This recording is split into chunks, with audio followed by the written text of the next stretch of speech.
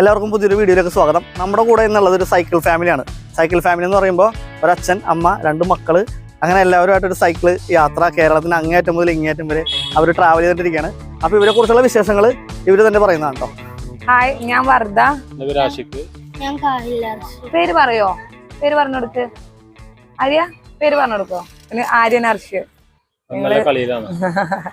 Family ആയിട്ട് cycling ചെയ്തുകൊണ്ടിരിക്കുകയാണ്. ഇപ്പോൾ 8ാമത്തെ ജില്ലയായിട്ടുള്ള എറണാകുളത്ത് എത്തി നിൽക്കുകയാണ്. നമ്മള് ഒരു all Kerala family cycle ride നടത്തിക്കൊണ്ടിരിക്കുകയാണ്. നമ്മൾ ഏകദേശം 2 മാസത്തോളമായി യാത്ര സ്റ്റാർട്ട് ചെയ്തിട്ട്. കേരളത്തെ മൊത്തത്തിലൊന്ന് സൈക്കിളിൽ ചുറ്റി കാണാന്നുള്ളതാണ് നമ്മളൊരു ആഗ്രഹം. യാത്ര ചെയ്യാൻ ഭയങ്കര ഇഷ്ടമാണ് ഞങ്ങൾക്ക് രണ്ടാൾക്കും. അപ്പൊ ഞങ്ങൾ യാത്രയിൽ ഞങ്ങളെ കുട്ടികളെയും ഉൾക്കൊള്ളുത്തണം എന്നുള്ളത് നമ്മളൊരു ആഗ്രഹമാണ്. അങ്ങനെ അത് സൈക്കിളിലാവുമ്പോൾ ഒന്നും കൂടി നമുക്ക് ആളുകളൊക്കെ ഒന്ന് കണ്ട് നാടും ഒക്കെ ഒന്നുകൂടി കൂടുതൽ എക്സ്പ്ലോർ ചെയ്യാൻ നമുക്ക് സൈക്കിളാണ് ഒന്നും കൂടി ബെറ്റർ. അതാണ് നമ്മൾ സൈക്കിൾ സെലക്ട് ചെയ്തത്. പിന്നെ നിങ്ങൾക്ക് എന്താ പറയാ? ന്യൂ ഇയറിന്റെ തലേ ദിവസം ഡിസംബർ 31 സ്റ്റാർട്ട് ചെയ്താണ്. ഇപ്പൊ ഏകദേശം 2 മാസം ആവാനായി.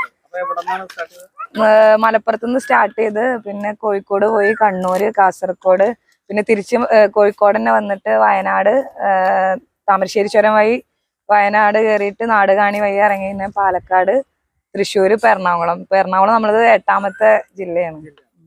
സാധാരണ കുറെ റൈഡർമാര് ഒരറ്റത്ത് സ്റ്റാർട്ട് ചെയ്ത് എത്രയും പെട്ടെന്ന് അപ്പുറത്ത് യാത്ര അങ്ങനെയാണോ? ഇല്ല, ഞങ്ങളൊരു യാത്ര ഒരിക്കലും അങ്ങനെയല്ല. നമ്മള് കേരളത്തെ തൊട്ടറിയാനോ സത്യമായിട്ടും ഈ ഒരു യാത്ര ഇറങ്ങിയാണ്.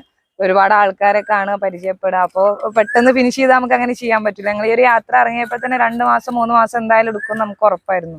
അതുകൊണ്ടാണ് ജോലി വരെ ഒഴിവാക്കിയിട്ട് യാത്രക്ക് ഇറങ്ങിയത്. താമസവും ഭക്ഷണമൊക്കെ എങ്ങനെയാണ് യാത്രയിൽ? ഞങ്ങള് അധികം ഫുഡ് പുറത്തുനിന്നാ കഴിക്കാറ്. പക്ഷെ എല്ലാം ടെന്റ് ഉണ്ട്, ഫുഡ് ഉണ്ടാക്കാൻ കുക്ക് ചെയ്യാനുള്ള ഐറ്റംസും കാര്യങ്ങളൊക്കെ ഉണ്ട്. ഓരോ ദിവസം ഡിപ്പെൻസ് ഓൺ. നമ്മള് ചില സ്ഥലങ്ങളിൽ റൂം എടുക്കും. ഇപ്പൊ ഏറെക്കുറെ നമുക്ക് ചില ആളുകളൊക്കെ നല്ല സപ്പോർട്ട് ചെയ്യുന്നുണ്ട്, താമസിക്കാൻ സൗകര്യം തരാറുണ്ട്.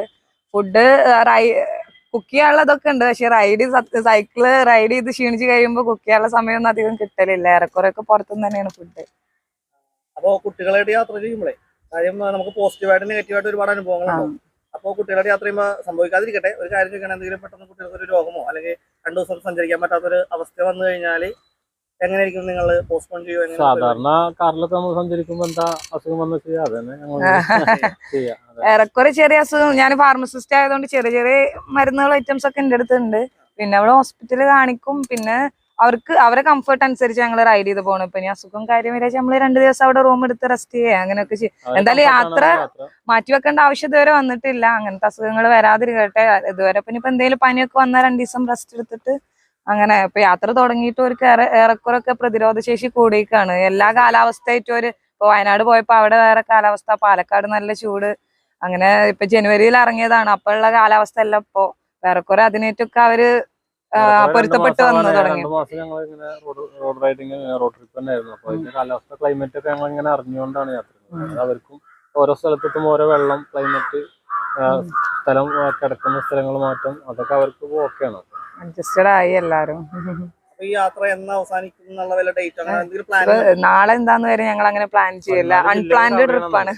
14 ജില്ലകൾ കവർ ചെയ്യണമെന്നുണ്ട്. അതാണ് ഓൾ കേരള കവർ ചെയ്യാന്നുള്ളത് മാത്രമേ നമ്മൾ പ്ലാൻ ചെയ്തിട്ടുള്ളൂ. ഇനി ബാക്കിയുള്ളതെല്ലാം സൈക്കിളിന് ഒരുപാട് പ്രത്യേകത നിങ്ങൾ ചെയ്തിട്ടുണ്ടെന്ന് പറഞ്ഞു. പുറത്തുനിന്നൊക്കെ ഇമ്പോർട്ട് ചെയ്ത സാധനങ്ങളൊക്കെ ഫിറ്റ് ചെയ്തിട്ടുണ്ട്.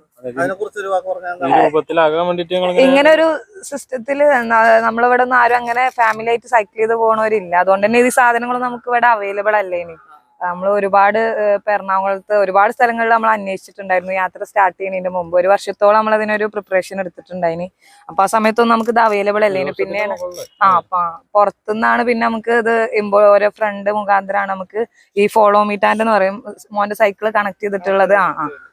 അത് മോന്റെ ചൈൽഡ് സീറ്റ് ഒക്കെ നമ്മൾ അങ്ങനെ പുറത്തുനിന്ന് ഇമ്പോർട്ട് ചെയ്തിട്ടാണ്. പിന്നെയാണ് നമ്മള് പിന്നെ ഈ ഒരു ടെന്റ് കാര്യങ്ങൾ ഒരുപാട് അറേഞ്ച്മെന്റ്സ് നമ്മൾ ഇതിനു വേണ്ടി. എങ്ങനെ ഇതില് നമുക്ക് കിടക്കാനുള്ളതും കുക്ക് ചെയ്യാനുള്ളതും പിന്നെ അത്യാവശ്യം ഡ്രസ്സുകൾ, കുറച്ച് നമുക്ക് അത്യാവശ്യമുള്ള മെഡിസിൻസ്. ചെറിയൊരു സഞ്ചരിക്കുന്ന വീടാണെന്ന് പറയാം. പിന്നെ പുറത്ത് ബെഡ്, അതൊക്കെ പോലത്തെ സംഭവങ്ങളാണ്. സ്ലീപ്പിംഗ് ബാഗ്, ഡ്രസ്സുകള്, പിന്നെ ചെറിയൊരു ഫാർമസി ആണെന്ന് പറയാം. ഇങ്ങനൊരു യാത്ര തുടങ്ങാനുള്ള കാരണം എന്തെങ്കിലും പ്രത്യേകിച്ച് കാരണമുണ്ടോ? പ്രത്യേകിച്ച് യാത്ര ചെയ്യാനുള്ള ഇഷ്ടം. ചെയ്യുന്ന ഇഷ്ടമാണ് എല്ലായ്പ്പോഴും. പിന്നെ ലോങ് ടേമില് ഇപ്പൊ ഒരു ദിവസം 2 ദിവസം അല്ലാതെ നമുക്ക് ഇപ്പൊ കണ്ടിന്യൂസ് ആയിട്ട് യാത്ര ചെയ്യണമെന്നുണ്ടെങ്കിൽ ഒന്നുകൂടി ഫ്രണ്ട്ലി നമുക്ക് സൈക്കിളാണ്. അതുകൊണ്ടാണ് സൈക്കിള്. പിന്നെ സൈക്ലിങ്ങിൽ ഒരു 4-5 വർഷമായിട്ട് ഈ ഫീൽഡിൽ ഉള്ളതുകൊണ്ട് തന്നെ അതിന്റെ ഒരു രസം അറിയണത് കൊണ്ട് സൈക്കിളാണ് നമ്മൾ ഫസ്റ്റ് ആയിട്ട് എടുത്തത്. അപ്പൊ ഇനി ഒരു ആളുകൾക്ക് അറിയാൻ ആഗ്രഹമുള്ള ഒരു ചോദ്യം, അതായത് നിങ്ങളെ പോലെ ട്രാവൽ ചെയ്യാൻ ഒരുപാട് പേർക്ക് താല്പര്യമുണ്ടോ? നിങ്ങളിപ്പോ 2 മാസമായി, ചിലപ്പോൾ 2 ദിവസം പോലും എല്ലാവർക്കും സഞ്ചരിക്കാൻ പറ്റണമെന്നില്ല.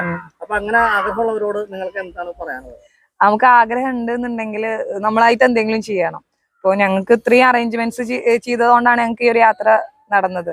നമ്മള് ഇപ്പോൾ ക്യാഷ് ഉണ്ടായിട്ട് യാത്ര ചെയ്യുക, അല്ലെങ്കിൽ ഇനി സമയമാവട്ടെ തിരക്കുകളൊക്കെ കഴിയട്ടെ എന്ന് വെച്ചാൽ അതങ്ങനെ നീണ്ടേ പോവുള്ളൂ. ആഗ്രഹം ഉണ്ടെന്നുണ്ടെങ്കിൽ നമ്മളായിട്ട് എന്തെങ്കിലും ചെയ്യുക, നമ്മൾ ഫ്രീ ആവുക. യാത്ര ഇപ്പോൾ നമുക്ക് എപ്പോഴും യാത്ര ചെയ്യുമ്പോൾ ഫ്രീ മൈൻഡ് ആവണം. നമ്മൾ എന്തെങ്കിലും ഒരു സ്ട്രെസ്സോ ഇത് വെച്ചിട്ട് നിൽക്കുമ്പോൾ നമുക്ക് ആ യാത്ര എൻജോയ് ചെയ്യാൻ പറ്റൂല. അപ്പോൾ നമ്മളായിട്ട് സാഹചര്യങ്ങൾ ഉണ്ടാക്കിയിട്ട് യാത്ര ചെയ്യണം. സാഹചര്യങ്ങൾ ഒരിക്കലും നമ്മളെ തേടി വരില്ല, നമ്മളായിട്ട് ഉണ്ടാക്കണം. യാത്ര ചെയ്യാൻ ഇഷ്ടമുള്ളവരൊക്കെ യാത്ര ചെയ്യാം.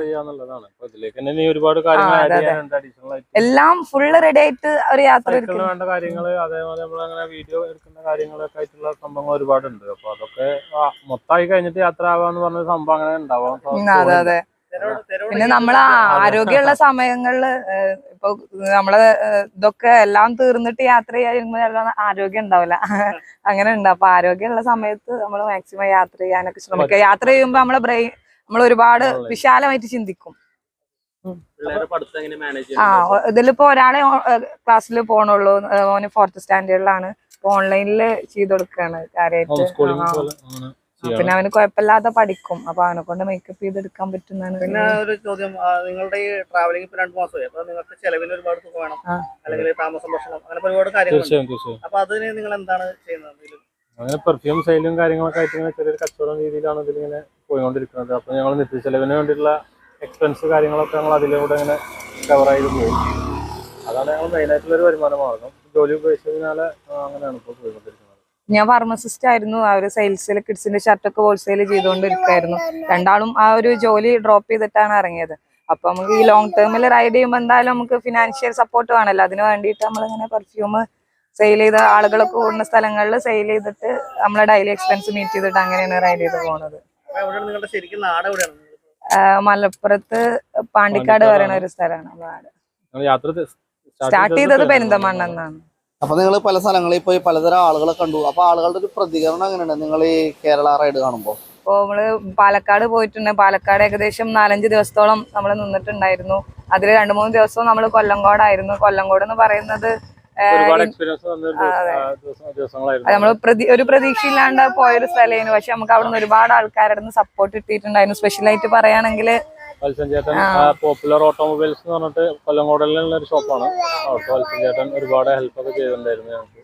അവര് വീഡിയോ കണ്ട് ഒരു നിൽക്കുന്നതിന്റെ സമയത്താണ് ഞങ്ങൾ അതിനെ പാസ് ചെയ്ത് പോയത്. അപ്പൊ അവർക്ക് ഭയങ്കര സന്തോഷമായി ഞങ്ങളെ കണ്ടപ്പോ. അപ്പൊ ഞങ്ങൾ നിർത്തിയിട്ട് ഞങ്ങൾക്ക് വെള്ളം മേടിച്ചു തന്നു. അതേപോലെ കൊല്ലങ്കോട് റോഡുകൾ ഏറെക്കുറെ ഭയങ്കര മോശമായിരുന്നു സൈക്ലിംഗ് ചെയ്യാൻ. അപ്പൊ അവര് ഞങ്ങൾ അവിടെ സ്റ്റേ ആണ് പറഞ്ഞപ്പോ നാളെ വന്നിട്ട് ഓരോ ബൈക്കൊക്കെ തന്നിട്ടുണ്ടായിരുന്നു. അവിടെ ഫുഡ് മേടിച്ചു തന്നിട്ടും അതേപോലെ വീട്ടില് ബ്രേക്ക്ഫാസ്റ്റിന് വിളിച്ചിട്ടുണ്ടായിരുന്നു. അതേപോലെ വണ്ടി വേണമെങ്കിൽ എടുത്തു പോയിക്കോന്നൊക്കെ പറഞ്ഞിട്ട് ഞങ്ങൾക്ക് ഒരുപാട് സപ്പോർട്ട് കിട്ടിയിട്ടുണ്ട്. ഇതുപോലെ ഒരുപാട് സ്ഥലങ്ങളിൽ ഇപ്പൊ തൃശ്ശൂര് എത്തിക്കഴിഞ്ഞപ്പോ തൃശ്ശൂർ ഇതുപോലെ തന്നെ നമ്മള് തൃശ്ശൂരൊന്നും ഒരു പ്രതീക്ഷ ഇല്ലാണ്ട് വന്നതേനു. പക്ഷെ തൃശ്ശൂര് ഇത്രയും സ്റ്റേ പോലും നമുക്ക് നമ്മളായിട്ട് ചെയ്യേണ്ട ആവശ്യം വന്നിട്ടുണ്ടായില്ല. അത്രയും സപ്പോർട്ടായിരുന്നു അവിടുത്തെ സൈക്ലിംഗ് ക്ലബ്ബാരായിട്ടും. അങ്ങനെ ഓരോ ജില്ലയിലും വയനാടും അതെ അതെ ഓരോ ജില്ലയിൽ എത്തുമ്പോൾ നമുക്ക് അതിനെ നമ്മള് നെട്ടിച്ചുകൊണ്ടിരിക്കുകയാണ് അറിയില്ല. അങ്ങനെയാണ് നമുക്ക് ഓരോ സപ്പോർട്ട് കിട്ടുന്നത്. ഭയങ്കര സന്തോഷം. നമ്മൾ ഒരു യാത്ര ഇറങ്ങുക എന്നുള്ള ഒരു തീരുമാനം മാത്രമേ നമുക്ക് ഡിഫിക്കൽട്ട് ആയിരുന്നു. പക്ഷെ യാത്ര ഇപ്പോൾ ഒരുപാട് ആൾക്കാരെ സപ്പോർട്ട് കൊണ്ട് നമുക്ക് ഭയങ്കര ഈസി ആയിട്ട് ചെയ്യാൻ പറ്റുന്നുണ്ട്. നമ്മൾ വിചാരിച്ച അത്രക്കൊന്നും ബുദ്ധിമുട്ടില്ല സത്യം പറയുകയാണെങ്കിൽ. നിങ്ങളുടെ യാത്രയ്ക്ക് എല്ലാവിധ ഭാവങ്ങളും നേരുന്നു. ലക്ഷ്യസ്ഥാനത്ത് നിങ്ങൾ എത്തട്ടെ. ഇതിലും വലിയ വലിയ യാത്രകൾ നിങ്ങൾക്ക് ചെയ്യാൻ സാധിക്കട്ടെ എന്ന് ആശംസിക്കുന്നു. Okay, all the best. Happy journey. All the best. Thank you. All the best. അപ്പൊ ഇവർക്ക് എല്ലാവർക്കും ഹാപ്പി ജേണിയെ കൊടുത്ത് ഇവരുടെ യാത്ര വീണ്ടും ഇവിടെ നിന്ന് തുടരുകയാണ്. അപ്പൊ നിങ്ങളുടെ ഓരോരുത്തരുടെ സപ്പോർട്ട് ഇവർക്ക് കൂടിയേ തീരുള്ളൂ ഈ കേരള റൈഡിൽ. അപ്പോൾ ഇവരുടെ ഇൻസ്റ്റാഗ്രാം അക്കൗണ്ട് ഞാൻ ഇവിടെ കൊടുക്കുന്നുണ്ട്, ലൈഫ് സ്റ്റോറി ഓഫ് വർദ്ധ എന്ന് പറഞ്ഞിട്ടുള്ളത്. അപ്പോൾ നിങ്ങളുടെ ഓരോരുത്തരുടെ സപ്പോർട്ട് നിങ്ങൾ അതിൽ കൊടുക്കാം കേട്ടോ. അപ്പോൾ ഇവരുടെ സ്റ്റോറി നോക്കി ഇവരെവിടെ എത്തിയെന്നൊക്കെ അറിയാൻ പറ്റും. Okay bye. അപ്പോൾ ഇവർക്ക് സപ്പോർട്ട് കൊടുക്കുന്ന പോലെ തന്നെ നമ്മുടെ ചാനൽ കൂടി സബ്സ്ക്രൈബ് ചെയ്ത് നമ്മളെയും കൂടി സപ്പോർട്ട് ചെയ്യുക. മറ്റൊരു വീഡിയോ ആയിട്ട് നിങ്ങളുടെ മുമ്പിലേക്ക് വരുന്നത് വരെ ബൈ.